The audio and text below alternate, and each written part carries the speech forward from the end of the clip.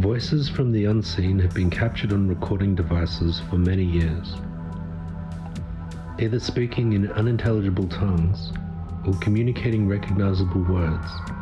The set of circumstances where this occurs includes radios receiving otherworldly communication, like the friendship in Italy in 1950s, as well as when radios switch across channels rapidly to form sentences, and in the compelling evidence of a woman in North America who filmed and photographed lights, images, and even sounds which were not visible or audible to the senses.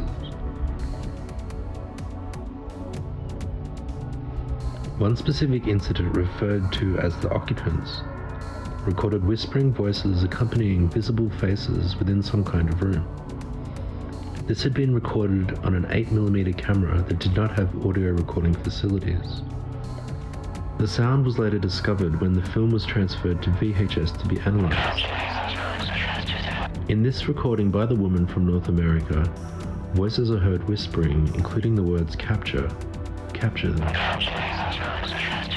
The sound of these voices is whispering, dry and eerie. The voices themselves seem to come from different beings. These voices sound very much like the voices I discovered recorded onto a cassette when I was younger. A guy from school had lent me a video of music clips, and I was trying to record that song Lizzie from the Melvins.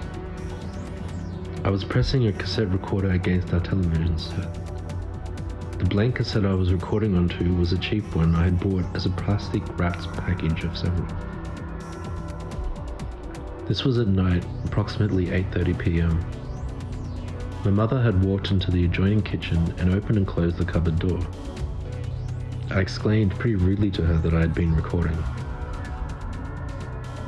In the old days of cassettes, you really didn't think about the actual quality of the recording.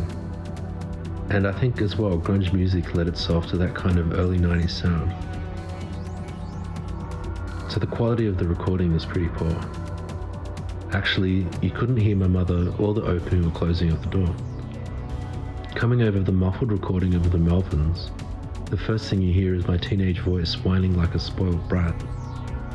Over or behind this, you suddenly hear a series of voices, at least 3 or possibly 5. They sound not only slightly differently pitched, they seem to express the words at a different speed and could almost be layered.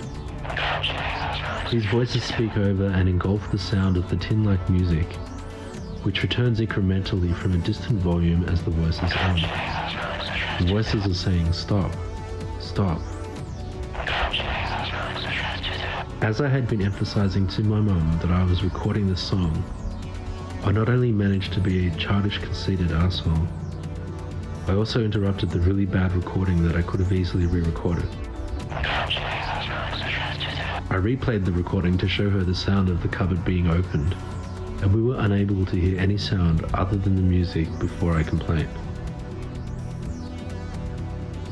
In this recording, we begin to hear the voices.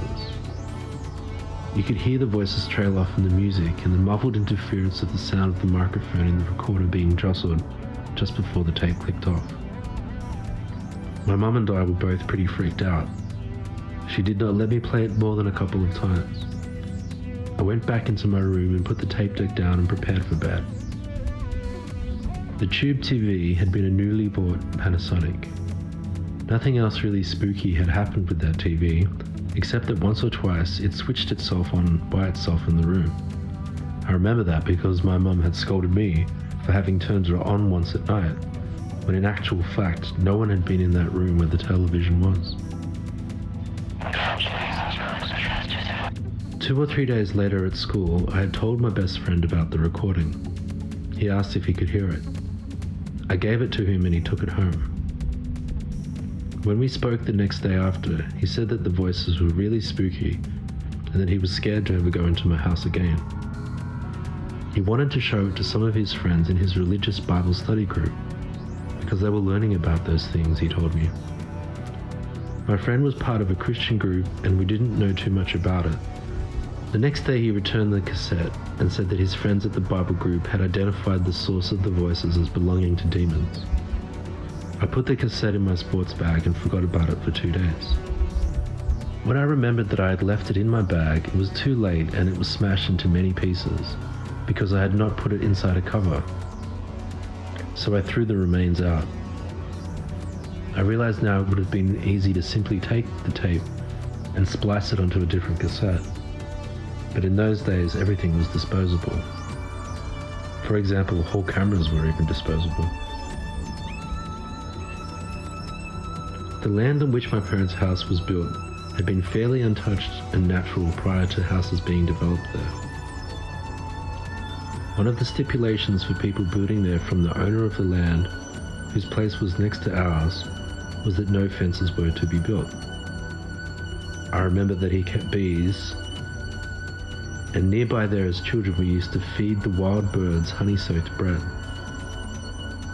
And I know this sounds far-fetched and too cliched to be true, but my mum told me once a few years ago that the owner of the land who had sold for development into the growing suburbs had said that a group of Aboriginal people claiming descent from this land had gone to his house one night and asked that he not build on that specific area.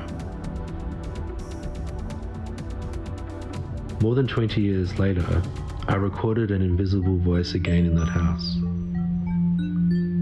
I was there one afternoon making a digital recording of an old guitar song I once wrote to send to a friend. The song is about what is the greatest word in the universe, which is hello.